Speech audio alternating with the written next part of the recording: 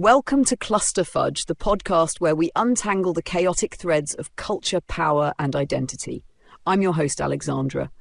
Today we're going back, not just back in time, but back to an idea, a vision, a political philosophy that still echoes loudly in American life today: small government. It's an idea fiercely defended by libertarians, conservatives, and even a few progressives. And no one loved it more or articulated it better than Thomas Jefferson. But here's the real question. Was Jefferson right? Does a smaller government mean more freedom or just less help for the people who need it most?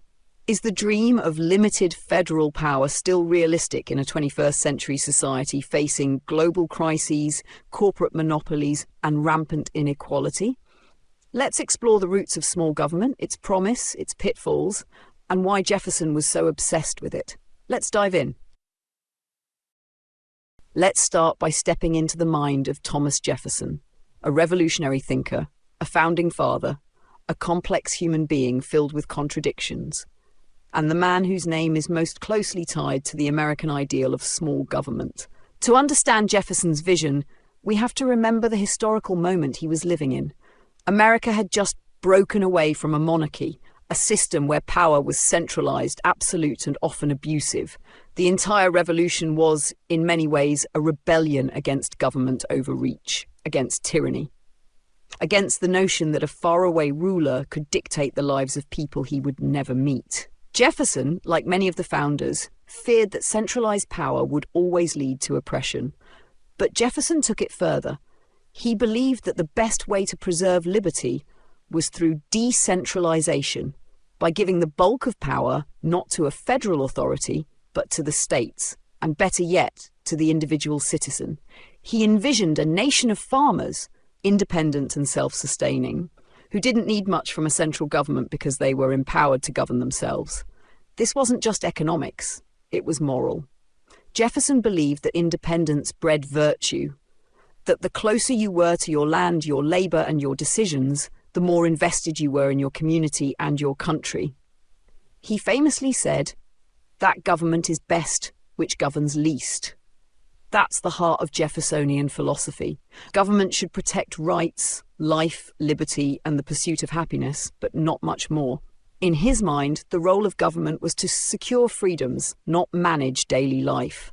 He warned against standing armies, national banks, and federal overreach, fearing that they would become tools of corruption and tyranny. Now, let's be clear, Jefferson wasn't anti-government. He helped build one. But he was a minimalist. He wanted a lean framework that protected citizens, not an all-powerful machine that directed them. This vision was radical at the time, and it still resonates today. You hear echoes of Jefferson every time someone argues that Washington should get out of the way, that states should decide their own futures, or that the federal government should be trimmed, reined in, or even dismantled. But here's the kicker. Jefferson's vision was idealistic. It was also deeply flawed. Because while he preached liberty and self-rule, Jefferson was also a slave owner. While he spoke of independence and virtue, he depended on the unpaid labor of enslaved people to maintain his own lifestyle and wealth. His nation of farmers didn't include black people, indigenous people, women, or the poor. His vision, as beautiful as it may have seemed, was built on exclusions and hypocrisies. Still, the legacy of Jeffersonian thought remains powerful. His writings, especially the Declaration of Independence, still inspire movements for freedom around the world. His belief in civic responsibility, limited government, and personal liberty continues to shape political discourse, particularly among libertarians and conservatives. So here's the big question we need to carry into the next segment. Can the Jeffersonian vision survive in the modern world? Can small government actually meet the needs of a society as complex, diverse, and interconnected as ours? Or has the world outgrown the fantasy of a minimalist state? Let's explore that and more in our next segment. So let's get real. Small government gets tossed around in political debates like a universal good, a badge of common sense, even patriotism. But most people who use the phrase haven't stopped to ask a fundamental question.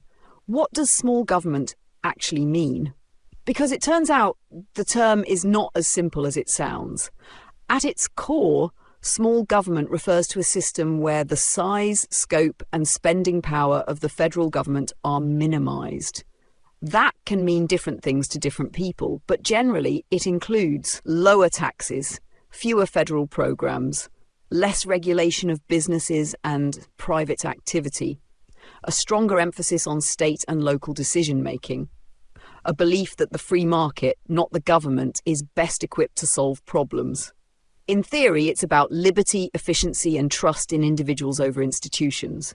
It's about avoiding bloated bureaucracy and limiting the power of central authorities so that personal freedom can thrive. But that theory quickly gets complicated. Let's break it down into some real-world terms. If you want a small government, you're essentially asking for no universal health care, because that requires a strong central system to fund, manage and regulate care. Limited public education funding, especially for low-income areas, because a strong federal Department of Education is often needed to ensure equity. No Social Security or Medicare expansions. These are large, taxpayer-funded federal programs. Fewer environmental protections, because agencies like the EPA are part of that big government apparatus. Weaker worker protections, because OSHA, labour laws and minimum wage mandates are products of a more interventionist state. Minimal welfare or safety net programs, because in a small government world, people are expected to rely on themselves, families, or charitable organisations, not the state. So, when we say small government, what we're often really saying is less public service, less oversight, less support. Now, proponents of small government argue that this is a good thing. They believe that government intervention breeds dependency, kills innovation, inflates costs, and removes personal responsibility. They say the private sector is more efficient, more dynamic, and more accountable because it has to compete. In their view, government should protect borders, enforce contracts, maintain basic infrastructure, and then get out of the way. Who benefits from this kind of system? Because when the government steps back, power doesn't disappear, it just shifts. And more often than not, it shifts toward those who already have it, large corporations, wealthy individuals, and entrenched power structures. So if we shrink the government, we aren't necessarily empowering the average citizen. We may just be removing their only line of defense against powerful private interests. Think about the 2008 financial crash caused by deregulation and predatory lending, the Flint water crisis, where state-level cost-cutting overrode public safety, the opioid epidemic fueled by pharmaceutical companies with little oversight, climate inaction, where corporations have lobbied against regulations that might protect the planet but dent their profits. Small government didn't prevent those problems. In some cases, it allowed them to flourish. There's also a myth that smaller government equals lower taxes for everyone. But often, it just means less for the middle and working classes, while the wealthy still benefit from loopholes, tax shelters, and friendly legislation. And here's another wrinkle. Many small government advocates are selective in their smallness. They want to slash social programs, but increase military budgets. They want fewer regulations on Wall Street, but more policing in poor neighbourhoods. They want government out of healthcare, but deeply involved in reproductive rights. So the term small government is often less about a coherent ideology and more about whose lives are considered worth investing in. Whose freedom actually matters. Who gets the benefit of less government and who pays the price? We'll explore the consequences of those priorities in our next segment. Because while small government sounds noble in theory, in practice it often means cutting support for the most vulnerable while preserving power for the privileged. So hang tight. In segment 3, we'll look at the modern implications of small government and how it plays out in everything from healthcare to housing. Let's keep digging. So now that we understand what small government really means, both in theory and in policy, we need to confront the part that many politicians, pundits, and libertarian think tanks conveniently leave out. What happens when small government meets real-world problems? The phrase may sound principled, clean, and logical on paper, but when you drop it into the chaos of actual life, of hunger, illness, inequality, natural disasters, or economic crashes, it doesn't always hold up. Let's start with the healthcare system. In countries with stronger central governments, like the UK, Canada, or most of Western Europe, access to healthcare is treated as a human right. Universal systems are publicly funded, and although no system is perfect, these countries spend less per capita and still achieve better outcomes than the US. But here in America, where small government ideology reigns, especially in healthcare policy, we've privatized nearly everything. And the result? The most expensive healthcare system in the world. Medical bankruptcy as a uniquely American phenomenon, nearly 30 million uninsured or underinsured people, a system where profits matter more than patients. Is that freedom or is that abandonment? Now let's look at infrastructure, bridges, roads, water systems, public transportation. The American Society of Civil Engineers consistently gives the US a C- or lower in national infrastructure report cards. Why? Because many local governments don't have the resources and federal investment has been repeatedly slashed in the name of small government. But without a strong central system coordinating and funding infrastructure upgrades, crucial systems fail, like the Flint, Michigan water crisis, the Texas power grid collapse in 2021, crumbling roads and collapsing bridges in rural and urban areas alike. These aren't just policy failures, they're small government failures, the direct consequences of refusing to invest collectively in the basics of civilization. What about education? If you want to see the class divide on full display, look at America's public school system. Because of the small government model, most school funding is tied to local property taxes. That means poor neighborhoods get underfunded schools while wealthy zip codes can afford the best teachers, facilities, and opportunities.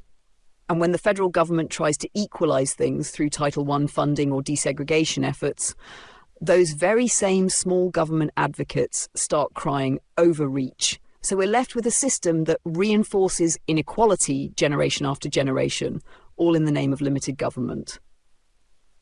Now let's talk about housing.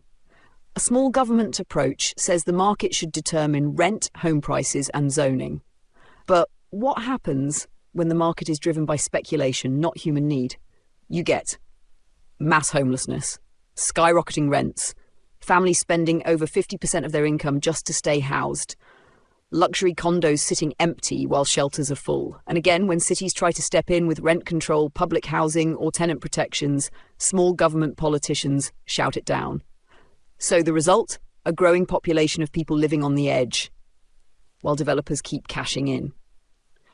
Let's look at disaster response. Think about Hurricane Katrina, or more recently, Hurricane Maria in Puerto Rico. In both cases, delayed, underfunded, and chaotic responses cost lives. These weren't just logistical errors, they were failures of governance, of preparation, of coordination, of a federal government that had been weakened on purpose. Small government, in this case, meant small response and massive suffering. And let's talk about what small government means for inequality. When the government steps back, does inequality shrink? No, it grows. Why? Because wealth naturally accumulates. Capitalism isn't neutral, it consolidates power. Without strong taxation, regulation, and redistribution, the rich get richer, the poor get poorer, and the middle class gets squeezed. That's not hypothetical, that's happening right now.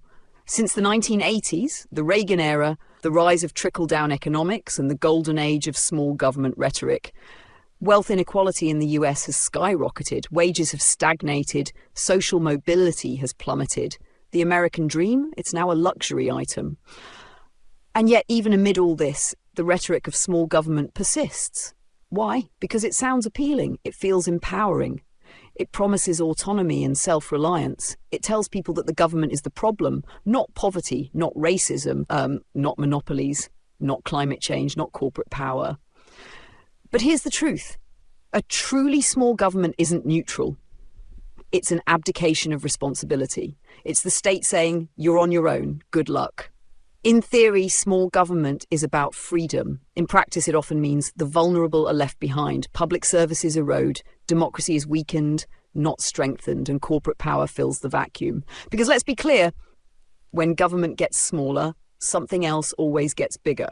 And too often that something is private wealth, privatized power, and unchecked inequality. Coming up in segment 4, we'll ask the next hard question. What would Jefferson say today?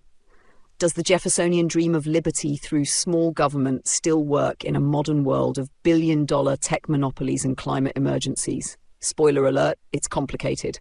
Stay with us. Let's pose a radical question. If Thomas Jefferson were alive today, if he could see the world we live in, what would he think? Would he still preach the virtues of small government? Would he cling to the ideals of limited federal power, rugged individualism, and agrarian self-reliance? Or would he evolve? Because here's the uncomfortable truth about founding principles. They were crafted for a world that no longer exists. Let's rewind for a moment to Jefferson's time.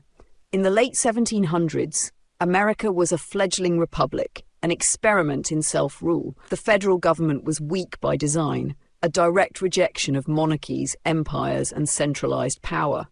Jefferson believed that the best government was the one closest to the people, local, limited, and directly accountable.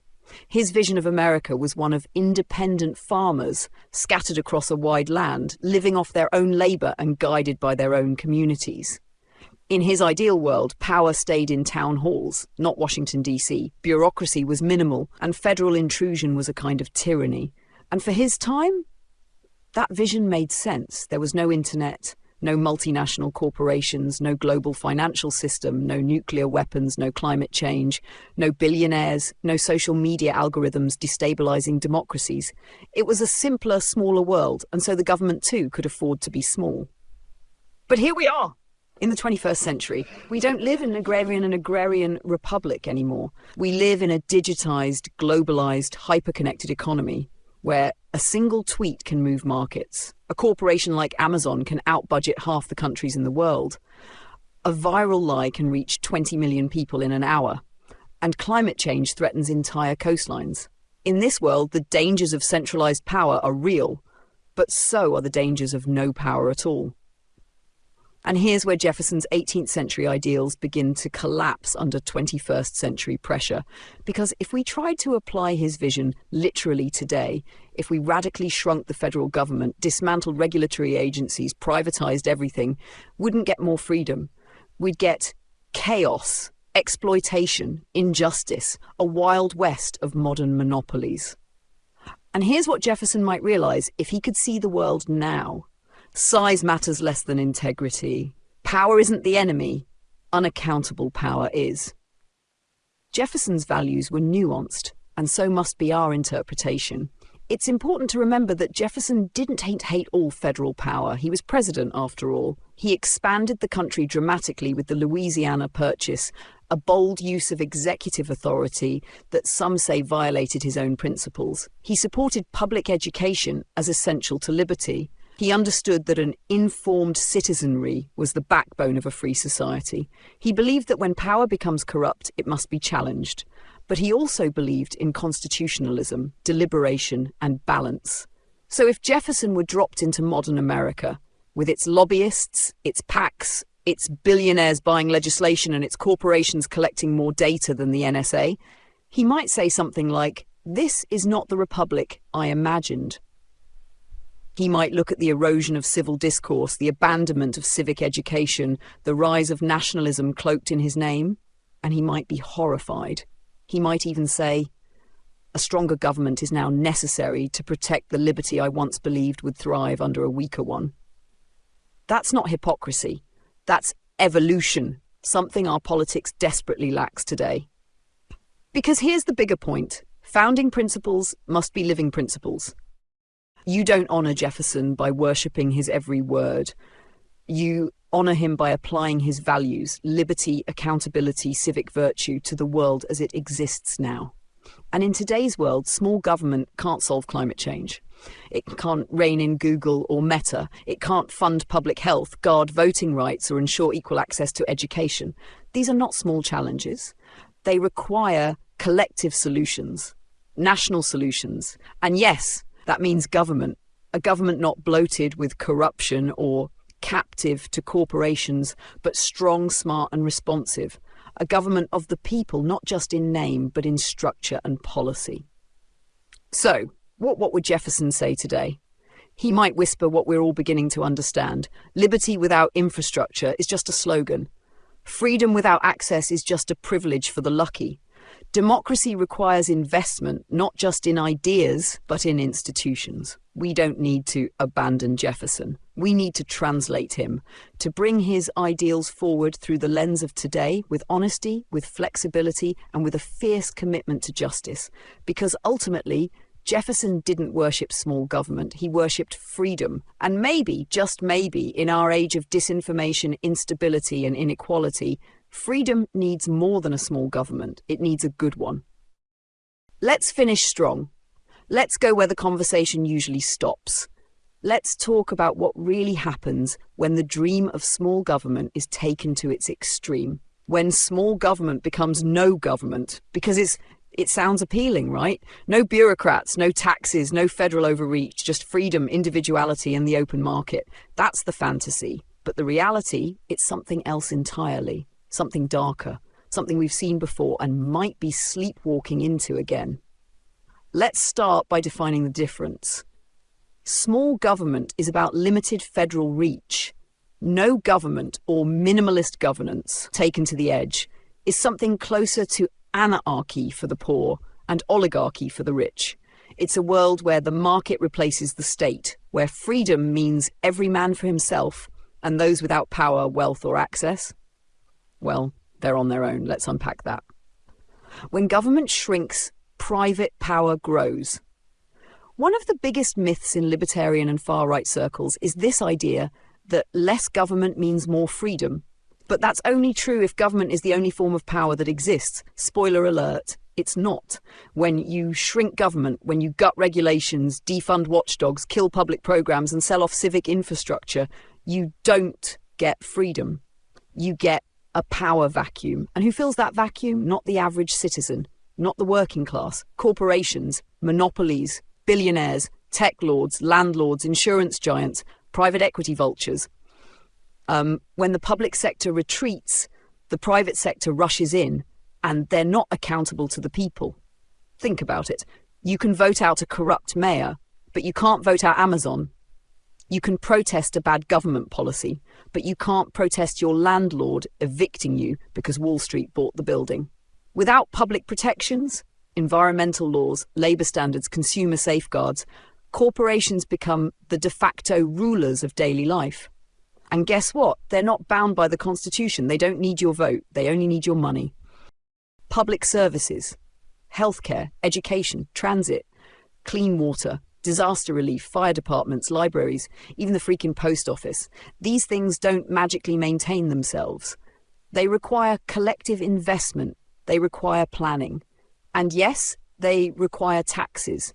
But in the smallest government possible model, these essentials are handed over to the private sector, where profit becomes the primary motive. That means education becomes a business, not a right. Healthcare becomes a market, not a system of care. Safety becomes a subscription service. Justice becomes a privilege for the wealthy.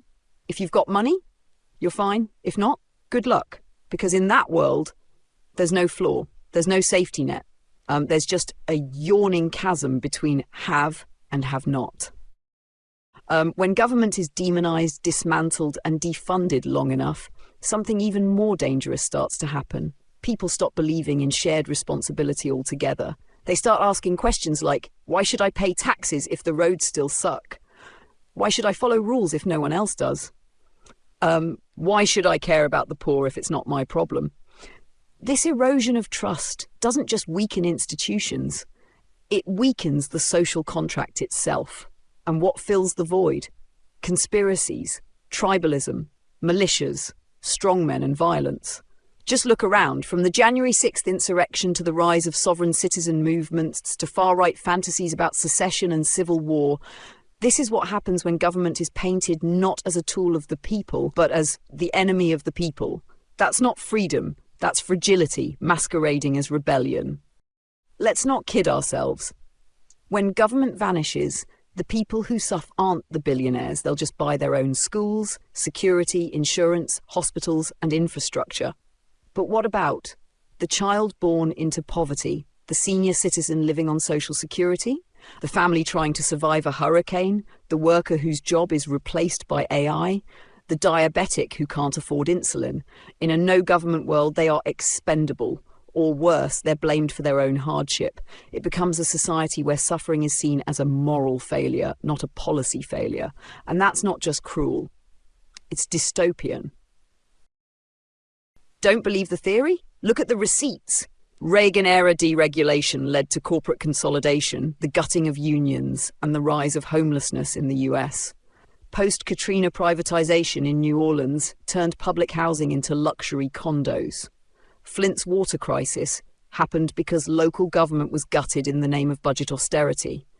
Texas's power grid failure happened because it was purposely removed from federal regulation to stay free. Somalia, in the 1990s, a total collapse of government, became a haven for warlords and pirates. Every time a society flirts with radical anti-government ideology, the result is not freedom, it's failure. And it's always the most vulnerable who pay the price. So where do we go from here? We have to reject the binary. It's not big government or no government. It's not liberty or tyranny. The real answer is smart government, responsible government, people-centered government. We need a government that protects public goods, regulates corporate greed, provides basic dignity, and is accountable to voters, not donors. Because here's the truth, government is a tool. It can be wielded for oppression or for liberation. It can be hijacked by elites or reclaimed by the people.